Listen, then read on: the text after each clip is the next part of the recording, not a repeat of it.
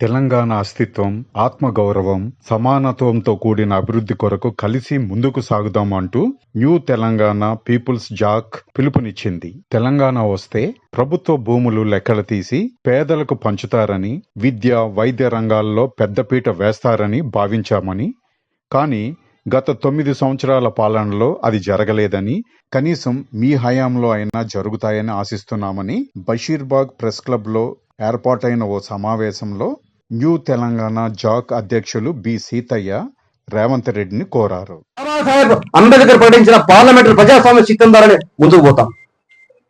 దీంట్లో ఎలాంటి అనుమానం లేదు. మాకు రాజ్యాంగం పైన విశ్వాసం ఉంది. రాజ్యాంగం మాది, ఈ దేశం మాది. రాజ్యాంగం అందించింది డాక్టర్ బాబాసాహెబ్ అంబేద్కర్. ఇన్ని రోజులు రాజ్యాంగాన్ని మేము చదవలేకపోయినాం, దాన్ని ఎట్లా అమలు చేసుకోలేకపోయినాం. ఇప్పుడు రాజ్యాంగబద్ధంగానే ముందుకు పోతాం. మీరు ప్రకటన చేసిరు, మీ రాజకీయ ప్రయోజనాల కొరకు నక్సలైట్ ఏదైనా నాయకులను ఒకరు ప్రకటిస్తాడు, ఇంద్రవల్లి అమరవీర స్థూపం దగ్గర ద్వారాన్ని ఒకటి. ఆ భావజాలం ఏదో అమలు చేయమని మేము అప్పీల్ చేస్తున్నాం. మళ్ళా కారణం ఏదైనా ప్రజాస్వామ్యబద్ధంగా రాజ్యాంగబద్ధంగా ఏర్పడ్డ ప్రభుత్వం 5 సంవత్సరాలు ఉండాల్సిందే. అది ఏ ప్రభుత్వం అయినా సరే. దాన్ని కూలగొడతాం, దాన్ని పడగొడతాం. డబ్బులు ఉన్నాయి కదా, లేదా కేంద్రంలో మా దగ్గర అధికారం ఉంది, లేదా మా దగ్గర బాగా డబ్బులు ఉన్నాయి, ప్రభుత్వాన్ని కూలగొడతాం అంటే న్యూ తెలంగాణ పీపుల్స్ చేసి దాన్ని తీవ్రంగా ఖండిస్తుంది. రాజ్యాంగబద్ధంగా ప్రజాస్వామ్యబద్ధంగా ఎన్నికబడ్డ ప్రభుత్వం 5 సంవత్సరాలు ఉండాల్సిందే. 5 సంవత్సరాలలో ప్రజలకు ఇచ్చిన వాగ్దానాలను అమలు చేసే వరకు నిరంతరం మేము పోరాటం చేస్తామని కూడా ఈ సందర్భంగా తెలియజేస్తుంది.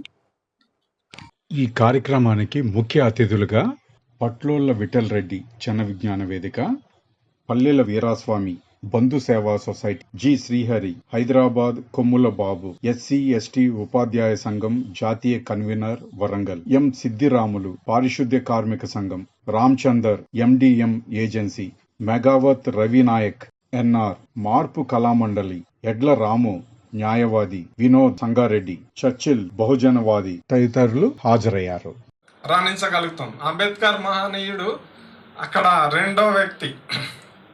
ఆయన ఇది దాదాపు ఒక 55 ఏళ్ళ క్రితమే గుర్తించి, సో 70 ఏళ్ళ నుంచి ఆలోచించి 55 ఏళ్ళ వరకు వచ్చేటప్పటికి వీళ్ళకు కొంచెం ఏదన్నా రిజర్వేషన్ ఇచ్చేది ఉంటే వీళ్ళు కూడా దాంట్లో కలిసి వస్తారు, స్ట్రీమ్ లైన్లో వస్తారు, వీళ్ళు కూడా ఆలోచిస్తారు, ఉద్యోగులు అవుతారు, వీళ్ళ జాతుల కొరకు వీళ్ళు పాటుపడతారు, వీళ్ళు అభివృద్ధి చేసుకుంటారు అని ఆలోచించి రిజర్వేషన్లు తీసుకొచ్చిండు. ఏం తీసుకొచ్చిండు? రిజర్వేషన్లు. అయితే ఈ దళితులకు 15% అని తీసుకొచ్చిండు. 15%, 100కు 15 మంది వీళ్ళు ఉద్యోగాలలో ఉండాలి, చదువుకునే కాడు ఉండాలని పెట్టిండు. సో పెట్టే వరకు ఏమైందంటే ఆ మేధావి వర్గం ఎవరైతే పాలకులు ఉన్నారో, ఎమ్మెల్యేలు ఎంపీలు, వాళ్ళు ఏం ఆలోచించారంటే వీళ్ళందరూ చదువుకునేది ఉంటే వాళ్ళు ఎక్కువ జనాభా ఉన్నారు, ప్రతి నియోజకవర్గంలో కనీసం 40-50 వేల మంది వీళ్ళే దళితులే ఉన్నారు, వాళ్ళని వాళ్ళు పెట్టుకునేది ఉంటే, వాళ్ళ ఎమ్మెల్యేలు అయ్యేది ఉంటే ఇక మన గవర్నమెంట్ ఉండదు, మనం అక్కడ అడిగే పెట్టమని ఏం చేస్తున్నారంటే వాళ్ళు ప్రత్యేకమైన స్కూళ్ళు ప్రైవేట్ స్టార్ట్ చేసుకున్నారు. వాళ్ళ పిల్లలను చదివిపిస్తున్నారు, వాళ్ళ విద్య వేరే అయిపోయింది, వాళ్ళ తిండి అలవాట్లు, బట్ట అన్నీ వాళ్ళేమో ఉన్నతంగా అయిపోతారు, మనమేమో అక్కడనే ఉంటున్నాం. ఇంకా మాకు గవర్నమెంట్లో డ్రెస్సులు రావట్లేదు, మాకు గవర్నమెంట్ స్కూళ్ళల్లో పుస్తకాలు ఇంకా ఇవ్వలేదు, 3 నెలలు అయినా పుస్తకాలు రాలేదు, 2 నెలలు అయినా రాలేదు. వీటి కాడ మనోళ్ళు కొట్లాడుతాం. వాళ్ళకి ఆ సమస్య లేదు. వాళ్ళు ఫస్ట్ డే జాయిన్ అయితే అన్ని పుస్తకాలు వస్తాయి, అన్ని బట్టలు వస్తాయి, ఎవ్రీథింగ్ రానొచ్చి ఇంటికాడ ఉంటుంది, ఎక్కంగా నడ దింపుతారు, మళ్ళీ దిగంగానే ఇంటికి వస్తారు. అన్నీ అనుకూలంగా సమకూడి జరుగుతున్నాయి. మనకు ఆ పరిస్థితి లేకుండా ఉన్నది. సో కాబట్టి మన సమస్య ఎక్కడున్నది, మనం ఎక్కడున్నాం. ఇక వైద్యానికి పోయేది ఉంటే అప్పుడు నేనున్న ఊర్లో అదొక్కటే గవర్నమెంట్ హాస్పిటల్ ఉండే, దాంట్లో అందరూ పోయేది. నాగేశ్వరరావు అని వెల్మధోరనే డాక్టర్ ఉండే, అని అందరికీ నిష్పక్షపాతంగా నిష్కపటంగా చిన్న పెద్ద ధనిక పేద ఏ భేదం లేకుండా అందరికి ఒకే రకమైన వైద్యం చేసేది, గవర్నమెంట్ మందులు ఇచ్చేది, మంచిగా అయింది. సో ఇప్పుడు తేడా వచ్చింది, వీళ్ళు పైసలు ఇయ్యరని ఆ ప్రైవేట్ వాళ్ళు కూడా మనల్ని నిర్లక్ష్యంగానే చూస్తారు. ఇక గవర్నమెంట్ హాస్పిటల్కి పోతే దాంట్లో వసతులు ఉంటలేవు. అక్కడ ఇప్పుడు డాక్టర్ పోస్టులు సగం ఖాళీగా ఉన్నాయి, యూనివర్సిటీలలో ప్రొఫెసర్ పోస్టులు సగం కన్నా ఎక్కువ పావుల వంతు పోస్టులతోనే యూనివర్సిటీ నడుస్తుంది. మా యూనివర్సిటీ నేను పనిచేసేది అసలు అయితే 1275 మంది ఉండాలి, 340 మందితోనే యూనివర్సిటీ నడుస్తుంది. ప్రైవేట్ వాళ్ళు, కాంట్రాక్ట్ వాళ్ళు, పార్ట్ టైం వాళ్ళు అనుకుంటా పెట్టుకుంటా దాన్ని సాగదీస్తూ ఉన్నారు.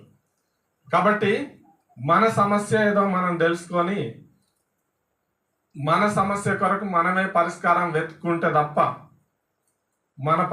మన సమస్యలు పరిష్కారం కావు. ఇంకా రెండవది, మనం కూడా పరిపాలన లోపలికి వెళ్ళాలి. మనోళ్ళు ఉండొచ్చు, మాలోళ్ళు ఉన్నారు, మాదిగోళ్ళు ఉన్నారు, ఇంకా లంబడోళ్ళు కూడా దాంట్లో ఉన్నారు. దేంట్లో ఎమ్మెల్యేల దాంట్లో ఉన్నారు, గవర్నమెంట్లో ఉన్నారు. వాళ్ళు ఎక్కడ ఉన్నారా అంటే లెక్క కూర్చున్నారు అంతే. అది అంబేద్కర్ ఇచ్చిన రిజర్వేషన్ ప్రకారం అసెంబ్లీలో కూర్చుంటారు అంతే. గెలిచిండ్రు పోయిండ్రు అక్కడ కూర్చున్నారు, ఒక సీట్ ఉంది కాబట్టి కూర్చున్నారు. వీళ్ళని ఎన్నడూ మాట్లాడనియరు, వీళ్ళ ఆలోచన వాళ్ళేం తీసుకోరు, వీళ్ళు చేసే ప్రతిపాదనలు వాళ్ళు అంగీకరించరు. ఇంకెక్కువ మాట్లాడితే వచ్చేసరికి మీకు టికెట్ ఇవ్వమంటారు. కాబట్టి వీళ్ళు అటు మాట్లాడలేక ఇటు మనోళ్ళకు సమాధానం చెప్పలేక ఇక ఏదో ఉన్నారా అంటే ఉన్నారు అంతే. ఎమ్మెల్యే నేను కూడా అన్నట్టు ఒక గన్మెన్ వేసుకొని మన బస్తీలలోనే మనకే స్టైల్ చూపిస్తారు వీళ్ళు. అక్కడ అసలు కాడ స్టైల్ జీరో. కాబట్టి మీరు కూడా ఎన్నికల్లో పోటీ చేసి అది సర్పంచ్ పదవైనా, ఇంకా కార్పొరేటర్ పదవైనా, ఎమ్మెల్యే పదవైనా నేను కూడా ఉంటా, నేను కూడా చదువుకున్నా, నేను కూడా పాలిస్తా అనే స్థాయికి మనం కూడా ఎదగాలి. టక్న తీసుకుపోయి ఇక్కడ ఉన్న వాళ్ళని ఎవరినైనా తీసుకుపోయి ఎంపీ సీట్లో కూర్చోబెట్టినా కానీ నాకు అర్థనద్దు, ప్రధానమంత్రి సీట్లో కూర్చోబెట్టినా కానీ నేను చేస్తా అనాలి. అప్పుడు మాత్రమే మనోళ్లకు వచ్చే తరాలకు మనం ఒక బలంగా అంబేద్కర్ లాగా ఒక వెన్నుదన్నుగా ఉంటాం. కాబట్టి ఆలోచించండి మీరు. ఈ కార్యక్రమంలో పలువురు వక్తలు మాట్లాడుతూ సామాజిక న్యాయం పాటించాలని, రాజ్యాంగ ప్రతుల్ని పాఠశాల స్థాయి నుంచి విశ్వవిద్యాలయం స్థాయి వరకు విద్యార్థులకు పంపిణీ చేయాలని, ప్రతి ఏటా బడ్జెట్లో విద్య, వైద్య రంగానికి 40% నిధులు కేటాయించాలని, రైతు బంధు, రైతు భరోసా లాంటి ప్రాయోజిత పథకాల నుండి ఆగర్భ శ్రీమంతులు, స్వంపన్నులు, భూస్వాములను మినహాయించాలని డిమాండ్ చేశారు. మిత్రులారా,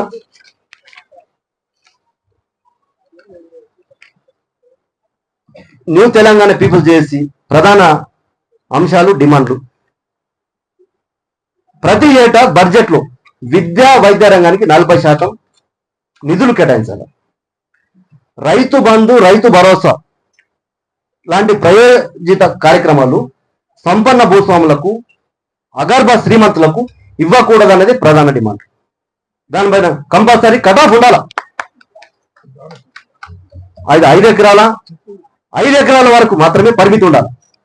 చిన్న సన్నకారు రైతులకు, కౌలు రైతులకు మాత్రమే, 5 ఎకరాలు ఉన్న రైతులకు మాత్రమే ఈ రైతు బంధు, రైతు భరోసా లాంటిది ఇవ్వాలి.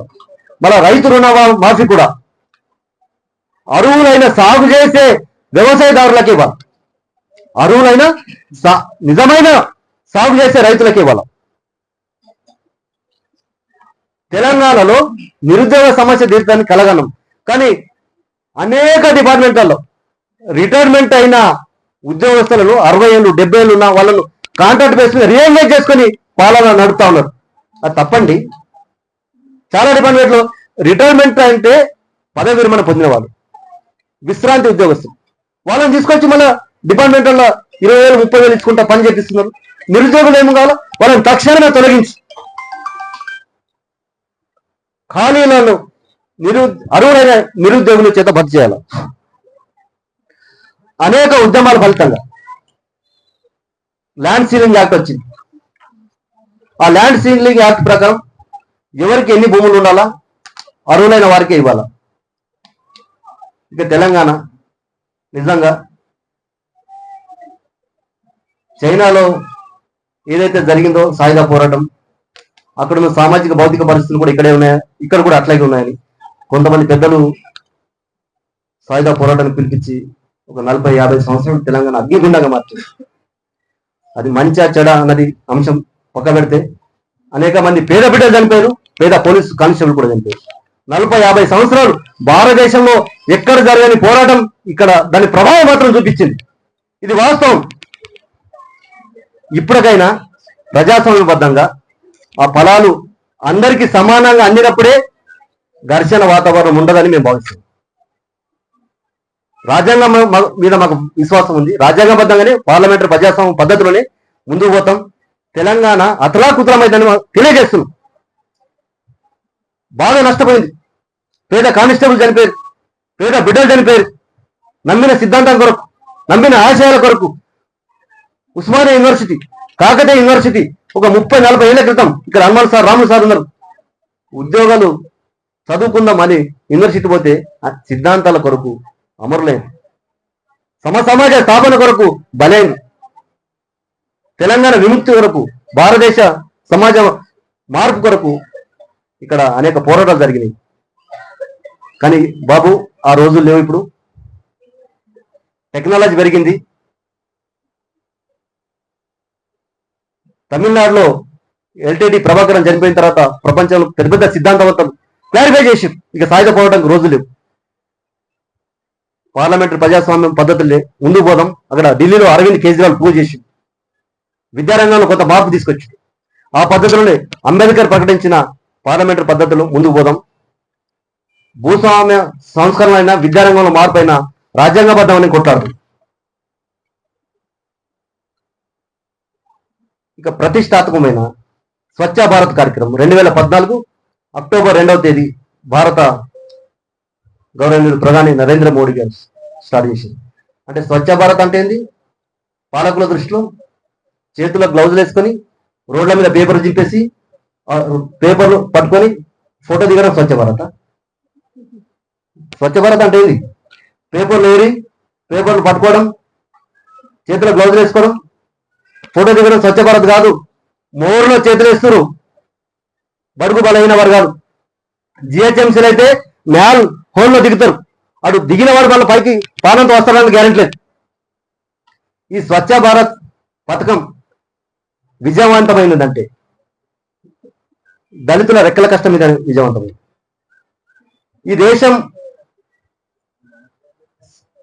ఈ దేశ నాగరికత ప్రారంభమైన నుండి స్వచ్ఛ భారత్ కార్యక్రమం విజయవంతం చేసింది దళితులు. ఇది కొత్తగా మీరు స్టార్ట్ చేసింది కాదు. నిస్వార్థపరులు ఎవరు? అక్కడ సరిహద్దు సైనికులు, భారతదేశాన్ని కాపాడుతున్న పారామిలిటరీ బలగాలు, త్రివిధ దళాలు. ప్రాణం పోతుందని తెలిసి కూడా ఈ దేశాన్ని కాపాడుతుంది సరిహద్దు సైనికులు. ప్రాణాన్ని లెక్క చేయకుండా మురికి వాడలలో ముక్కు పట్టుకొని వాసన దుర్వాసన ధరిస్తూ దేశాన్ని శుభ్రపరుస్తుంది సఫాయి కార్మికులు. వీళ్ళు నిజమైన దేశభక్తి. వారికి భారత రాజ్యాంగం ప్రకారం కనీస వేతనాలు ఇవ్వాలి, వారికి ఆరోగ్య భద్రత కల్పించాలి, వారి బిడ్డలకు మెరుగైన విద్యను అందియాలి. ప్రజాస్వామిక విలువలు ఉండేవి.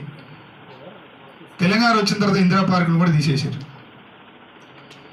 కనీసం మహిళా మంత్రి కూడా లేరు.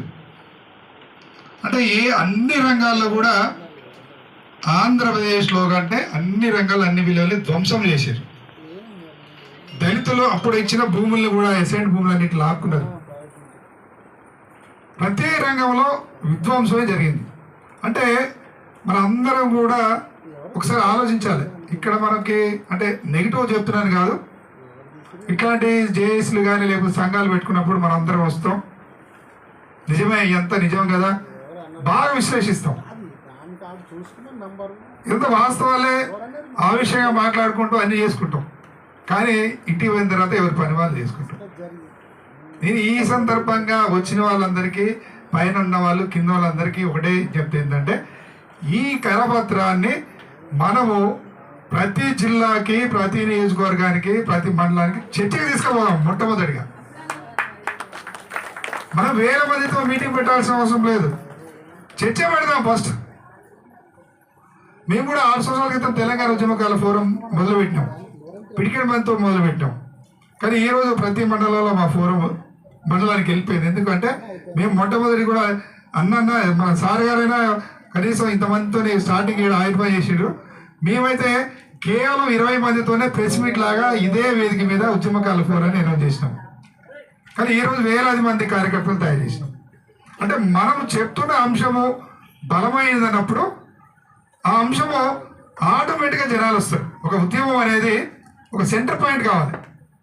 ఈరోజు తెలంగాణలో మనం ఎన్ని చెప్తున్నాం, ఒకటే మనం అడగాలి. ఈరోజు అసలు తెలంగాణ ఉద్యమం ఎందుకు చేసినాం? బాబాసాహెబ్ అంబేద్కర్ గారు చెప్పినట్టు చిన్న రాష్ట్రాల ఏర్పాటు, అన్ని వర్గాల అభివృద్ధికి తోడ్పాటు అన్నాడు. కంబైన్డ్ ఆంధ్రప్రదేశ్లో మనకి అవకాశాలు రావట్లేదని, సీమాంధ్ర కార్పొరేట్ వర్గాలు దోచుకుంటారని మనందరం ఉద్యమం చేయడం జరిగింది. మరి తెలంగాణ వచ్చిన తర్వాత ఏమైంది? తెలంగాణ వచ్చిన తర్వాత కేసీఆర్ కుటుంబం కూడా దోచుకున్నాడు. సీమాంధ్ర కార్పొరేట్ వర్గాల కంటే కేసీఆర్ కుటుంబం ఒకటే మొత్తం దోచుకుంది. మరి నష్టం జరుగుతుందా లేదా?